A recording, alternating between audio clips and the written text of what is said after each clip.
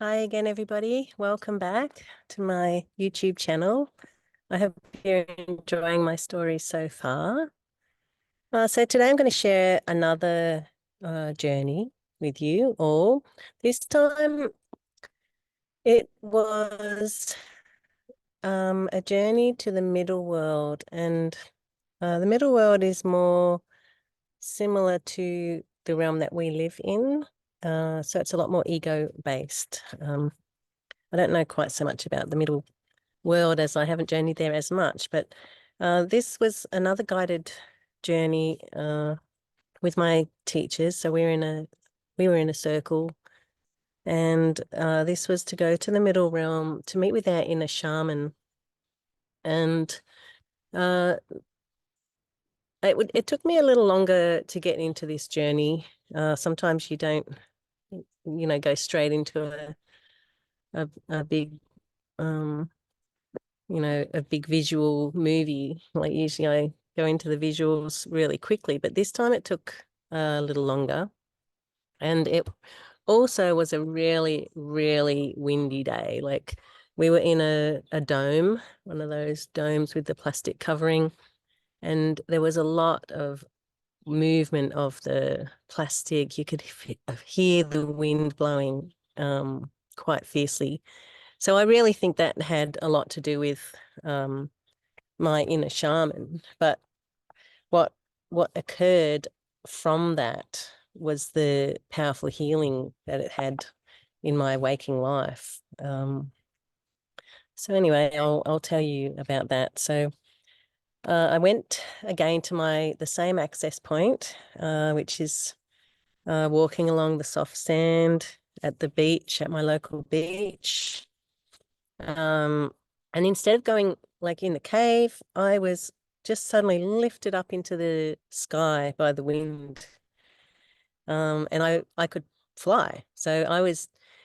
It was like wherever the wind was blowing is where I went. So I was like lifted up in the eddies and I was swirling around on the currents, just being blown around like it wasn't even like a feather. It was like I could steer by the movements of my body. So it was almost like I was swimming in the currents, but it was in the air.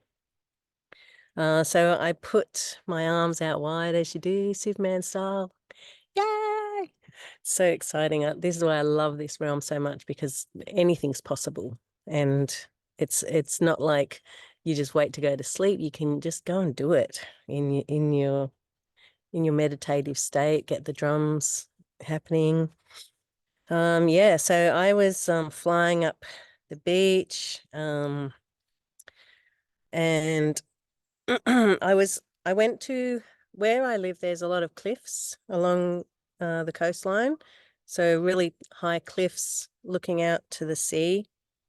And I ended up um flying along, twisting and turning onto this across these cliffs, and I came to my favorite paddock, which is like a field.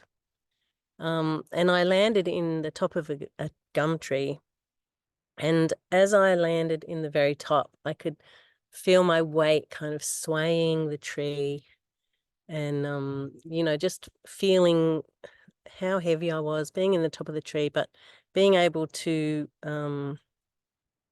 sway with the wind. So also with my weight, but also the wind blowing the tree backwards and forwards. So I did some more. I jumped off the tree, and there is like a river also near our property. I think there's one video I showed you of this river. So in real life, it's quite shallow. You can kind of lie down in it, but it's not really like a swimming river. But in my journey, it turned out to be, deep. So I was able to go, I kind of flew under the water, and then this big bubble of air wrapped itself around me. And so I was in the water, but I was within a bubble of air. So I could breathe there. Um, it was just this beautiful sense of freedom, of lightness, and yeah, it was being free to move into different what's the word? Mediums, moving through different mediums and experiencing what it was like to be like flying through air, um, being able to go underwater. And then I popped out of the water and again flew back up, and I went back to these cliffs that I was talking about earlier. And the wind was so strong that it was like, if the cliffs are like that and this is the sea, the wind was blowing this way across the cliff, and it was really, really strong and powerful. And so I was able to stand on the edge of the cliff and jump off the cliff, and then the wind would blow me back and I would do a somersault and stand back on the edge of the cliff. It was like fantastic. I used to be a gymnast when I was younger, and doing flips in the air with the wind was like this awesome, revisiting my youth. So yeah, I spent ages just jumping off this cliff into the wind, and then doing a somersault back and landing on top of the cliff. And also on this cliff top, there's a huge mob of kangaroos, and I was able just to hang out with the kangaroos on the cliff top in their space, which was also really special. And then the journey this was coming to an end at this point, but the last part of the journey was that and this is something I often do in my journeys, I became particles. So my form just disappeared, and I became like just particles of almost dust. I wouldn't say dust, but it felt like particles of dust. That's how small it was.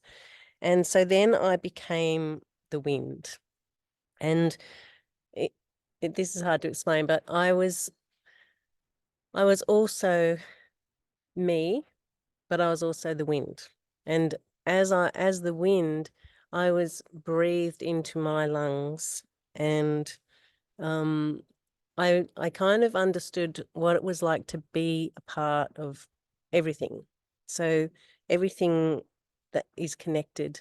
And so being able to be my breath was being the breath of everything. So yeah, it was a really beautiful, powerful journey. I have also written down in here in my journal that I was part of making fire. Now, I don't actually remember anything to do with that. Why I even wrote that down. I guess being the air. Yeah. So anyway, from that, and again, I don't know if it was just the influence of the wind that was blowing at the time, or my wild imagination. But part of it is what appears to you, what comes up is what you're meant to hear, what you're meant to work with. And so there was a little bit of doubt in me. It was like, oh, am I just making this up? And but I just went with it, and I was like, okay, so my inner shaman is the element of air. And this was the part that was so amazing, because I've mentioned in many of my videos about